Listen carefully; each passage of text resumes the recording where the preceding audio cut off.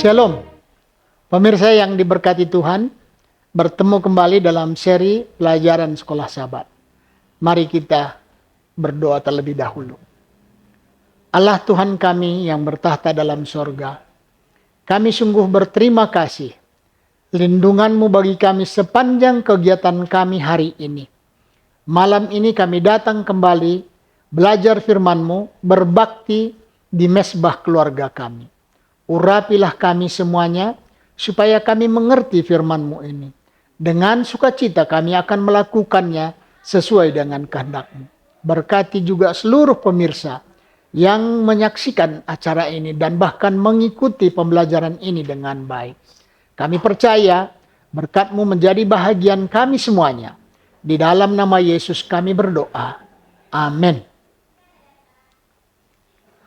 Pelajaran Sekolah Sabat Selasa 24 September 2024 dengan judul Perempuan-perempuan dikubur.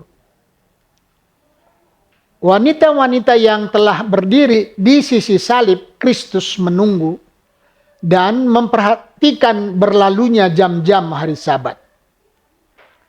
Pada hari pertama dari pekan itu, pagi-pagi benar mereka menuju ke kubur sambil membawa rempah-rempah yang mahal harganya untuk mengurapi tubuh juru selamat. Mereka tidak memikirkan tentang ia bangkit dari antara orang mati. Matahari harapan mereka telah terbenam dan malam telah turun ke hati mereka. Sementara mereka berjalan, mereka menceritakan kembali perbuatan kemurahan Kristus serta perkataan penghiburannya. Tetapi mereka tidak teringat akan perkataannya, "Aku akan melihat kamu lagi." Yohanes 16 ayat 20 dia. Dan di dalam Alfa dan Omega jilid 6 tulisan Ellen G. White halaman 441 yaitu mengenai bacaan Markus 16 ayat 1 sampai 8. Ayat 1 katakan, setelah lewat hari Sabat, Maria Magdalena dan Maria ibu Yakobus serta Salome membeli rempah-rempah untuk pergi ke kubur dan meminyaki Yesus. Ayat 2, dan pagi-pagi benar pada hari pertama minggu itu, setelah matahari terbit, pergilah mereka ke kubur. Ayat 3, mereka berkata seorang kepada yang lain, "Siapa yang akan menggulingkan batu itu bagi kita dari pintu kubur?" Ayat 4, tetapi ketika mereka melihat dari dekat, tampaklah batu yang memang sangat besar itu sudah terguling. Ayat 5, lalu mereka masuk ke dalam kubur dan mereka melihat seorang muda yang memakai jubah putih duduk di sebelah kanan mereka pun sangat terkejut. Tetapi orang muda itu berkata kepada mereka, "Jangan takut. Kamu mencari Yesus orang Nazaret yang disalibkan itu, ia telah bangkit. Ia tidak ada di sini. Lihat, inilah tempat mereka membaringkan dia." Ayat 7, tetapi sekarang pergilah, katakanlah kepada murid-muridnya dan kepada Petrus, ia mendahului kamu ke Galilea. Di sana kamu akan melihat dia, seperti yang sudah dikatakannya kepada kamu. Ayat 8, lalu mereka keluar dan lari meninggalkan kubur itu, sebab gentar dan dahsyat menimpa mereka. Mereka tidak mengatakan apa-apa kepada siapapun juga karena takut. Dengan singkat mereka sampaikan semua pesan itu kepada Petrus dan teman-temannya. Sesudah itu Yesus sendiri dengan perantaran murid-muridnya memberitakan dari timur ke barat berita yang kudus dan tak terbinasakan tentang keselamatan yang kekal itu. Apakah yang terjadi dan bagaimanakah tanggapan pertama perempuan-perempuan tersebut? Sejak awal Injil ini pembaca mengetahui bahwa Yesus adalah Mesias. Namun dalam ayat itu sendiri, orang pertama yang tidak kerasukan roh jahat, Yang memproklamasikan dia sebagai Mesias adalah Petrus dalam Markus 8 ayat 29.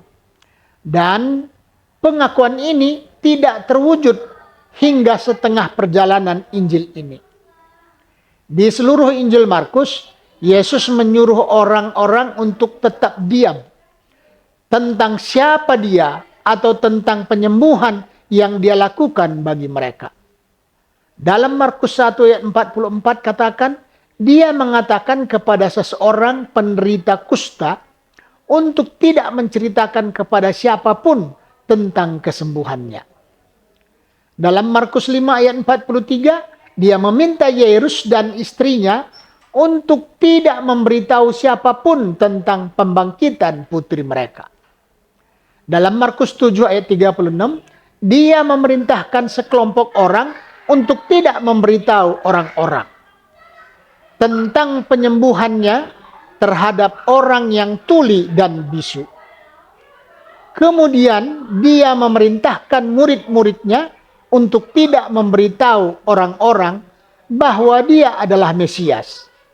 Terdapat juga dalam Markus 8 ayat 30, lihat juga di Markus 9 ayat 9. Tidak diragukan lagi, alasan utama Yesus menyuruh mereka berdiam adalah untuk memberikan dirinya waktu untuk menyelesaikan pelayanannya.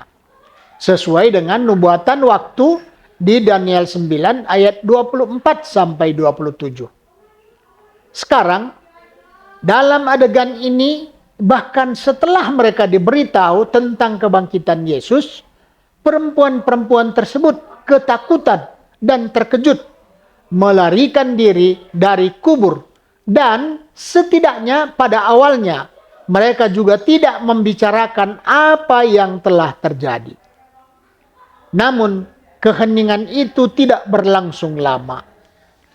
Pada saat kita mencapai akhir Injil Markus, apakah yang kita baca selain mengenai ini?